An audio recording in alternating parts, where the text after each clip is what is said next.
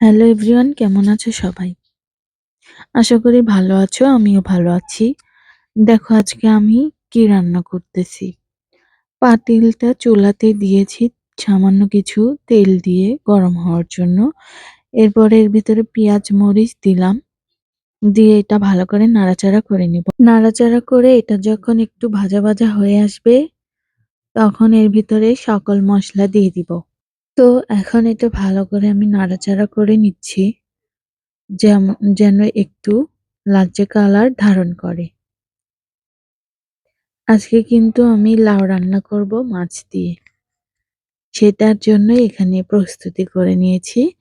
আর দেখো এর ভিতরে কিন্তু আমি পানি দিয়ে দিয়েছি। দিয়ে মসলা বাটা দিয়ে দিলাম এর ভিতরে। এখন লবণ দিয়ে দিলাম, হলুদ, গুঁড়ো মরিচ, এগুলো সবকিছু এর ভিতরে দিয়ে দিলাম। দিয়ে দেওয়ার পরে এটা ভালো করে নাড়াচাড়া করে নিব। এই পানিটা শুকানো পর্যন্ত এটাকে এখন ভালো করে জাল করে নিব।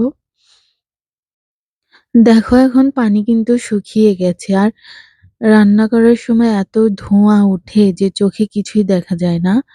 তো তারপর দেখো আমি লাউটা কিন্তু দিয়ে দিয়েছি। এখন এটা ভালো করে নাড়াচাড়া করব। করে এর ভিতরে আমি এটা কি দিলাম বলো তো?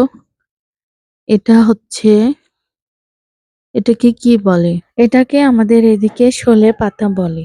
আর তোমাদের ওইদিকে কি বলে আমাকে জানায়ও। আর দেখো কি সুন্দর বলক উঠে গেছে তরকারিতে। এর ফাঁকে আমি কিছু মাছ ভেজে রেখেছিলাম। এই মাছগুলোই আমি এই তরকারি লাউ দিয়ে রান্না করব। এখন দেখো কি সুন্দর তরকারিটা হয়ে এসেছে, কিন্তু ধোঁয়ার জন্য আমি কিছুই দেখতে পারি না। মাছগুলো এর ভিতরে দিয়ে দিলাম সুন্দর করে। তো দেখো আমার রান্নাটা কিন্তু শেষ। আর আমি মাছ ভেজেছিলাম সেটাও এখানে অ্যাড করে দিলাম তোমাদের সঙ্গে দেখানোর জন্য। লাউ দিয়ে মাছ দিয়ে রান্না করলে কিন্তু খেতে ভালো লাগে। আর সবচেয়ে এই শীতের দিনে ভালো লাগে কখন খেতে জানো? যখন হচ্ছে তরকারিটা ঠান্ডা বা বাসি হয় তখন কিন্তু ভাত দিয়ে খেতে বেশি অসাধারণ লাগে। আর লাউ কিন্তু খেতে সবারই ভালো লাগে কম বেশি।